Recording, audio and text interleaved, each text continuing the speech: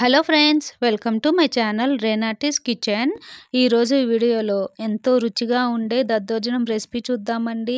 ఇది ప్రసాదంలా కానీ లేదా లంచ్ బాక్స్లోకైనా చాలా రుచిగా ఉంటుంది.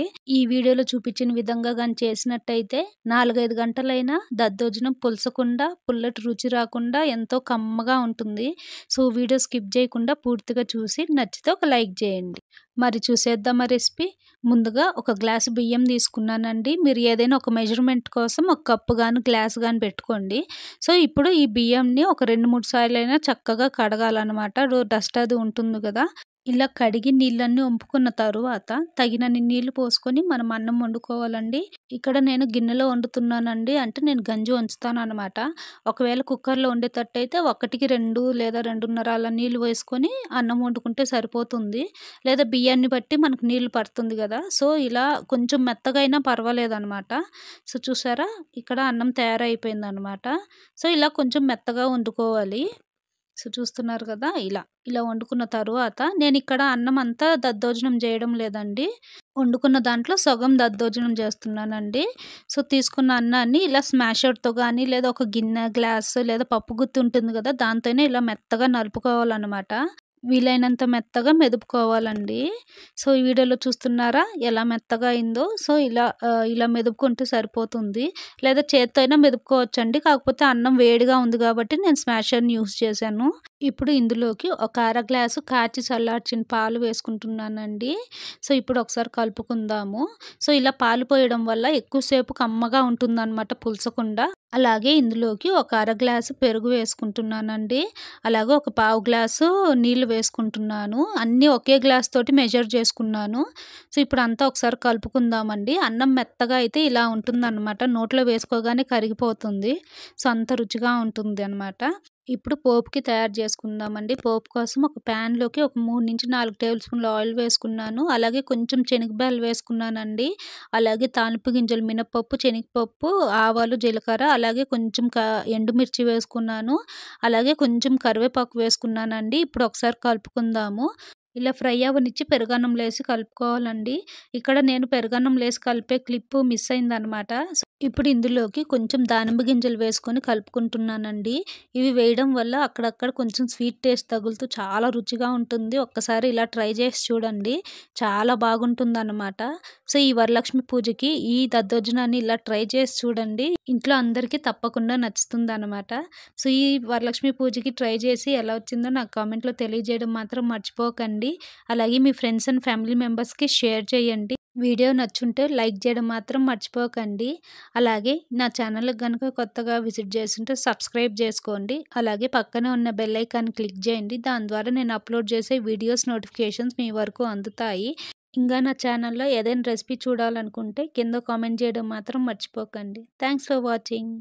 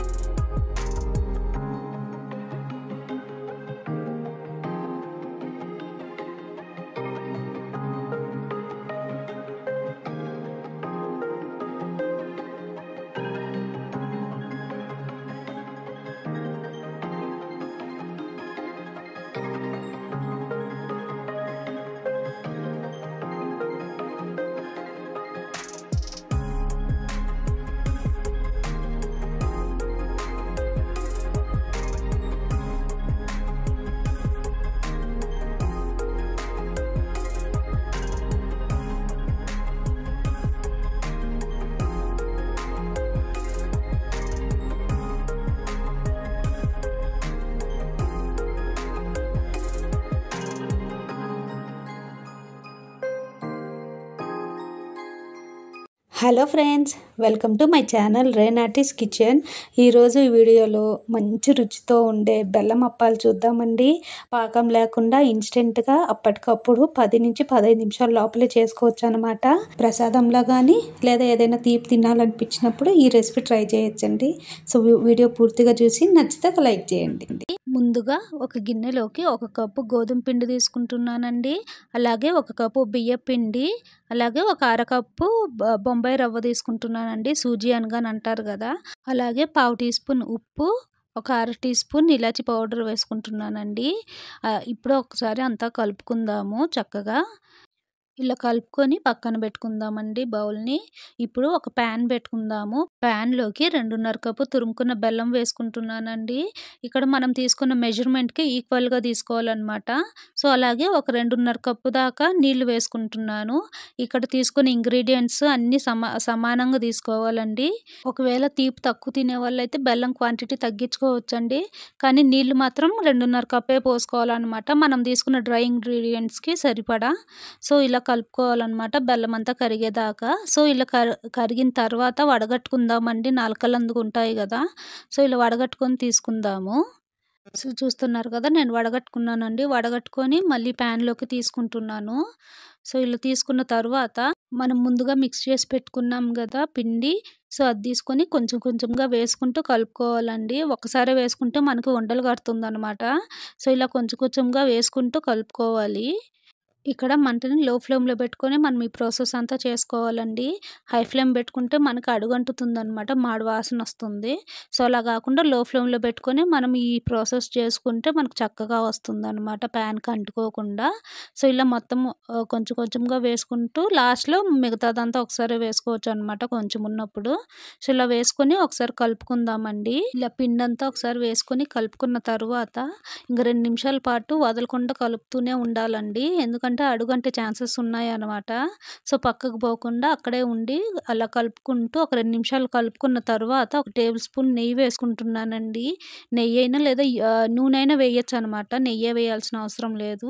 ఇలా నెయ్యి వేసుకొని 1 నిమిషం పాటు కలుపుకున్న తర్వాత ఈ వీడియోలో చూస్తున్నారా ప్యాన్ నుంచి సపరేట్ అవుతుంది కదా, సో ఇలా ఉడికించుకుంటే సరిపోతుందండి. ఇప్పుడు దింపుకుందాము. దింపుకొని రూమ్ టెంపరేచర్కి వచ్చే వరకు వెయిట్ చేద్దామండి. తర్వాత చేతికి నూనె పూసుకొని ఇలా కొంచెం కొంచెంగా తీసుకుంటూ మనం అప్పాలు వేసుకోవాలన్నమాట. ఇప్పుడు ఒక కడాయి పెట్టుకొని కడాయిలోకి నూనె వేసుకుందామండి. ఇక్కడ మీడియం టు లో ఫ్లేమ్లో పెట్టుకొని మనం నూనెను వేడి చేసుకోవాలన్నమాట. సో ఈ వీడియోలో చూస్తున్నారు కదా, ఇలా కొంచెం పిండి వేస్తే దానంతటా అది పైకి రావాలండి. సో అంత వేడైతే సరిపోతుంది. ఇప్పుడు అప్పాలు వేసుకుందామండి. అప్పాలు ఒత్తుకునేటప్పుడు పాల ప్యాకెట్ కానీ లేదా బటర్ పేపర్ కానీ యూజ్ చేసి వేసుకుంటే చక్కగా వస్తాయండి. సో ఇలా ఒకటి పైకి వచ్చిన తర్వాత ఇంకొకటి వేసుకోవాలన్నమాట. ఎమ్మటెమ్మట వేసుకుంటే అది అతుక్కునే ఛాన్సెస్ ఉన్నాయి. ఇక్కడ చూస్తారా, నేను 4 వేసుకున్నానండి. మనం వాడే బాణలిని బట్టి మనం వేసుకోవాలన్నమాట అప్పాలు, మరి ఎక్కువగా వేసుకోకూడదు.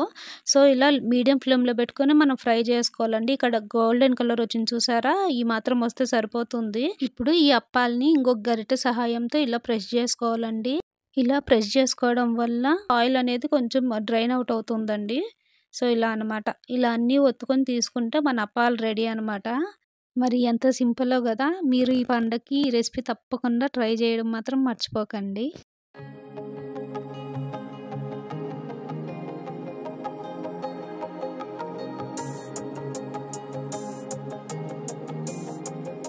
ఈ వీడియోలో నేను చేసింది రవ్వ అప్పాలండి.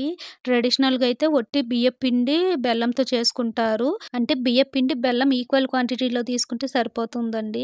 మరి ఎంతో ఈజీ కదా. మరి తప్పకుండా ఈ రెసిపీ ట్రై చేయండి. మీ ఫ్రెండ్స్ అండ్ ఫ్యామిలీ మెంబర్స్‌కి షేర్ చేయండి. అలాగే ఈ ఛానల్‌కి గనుక కొత్తగా విజిట్ చేసుంటే సబ్స్క్రైబ్ చేసుకోండి. అలాగే పక్కనే ఉన్న బెల్ ఐకాన్ క్లిక్ చేయండి. దాని ద్వారా నేను అప్లోడ్ చేసే వీడియోస్ నోటిఫికేషన్స్ మీ వరకు అందుతాయి. Thanks for watching.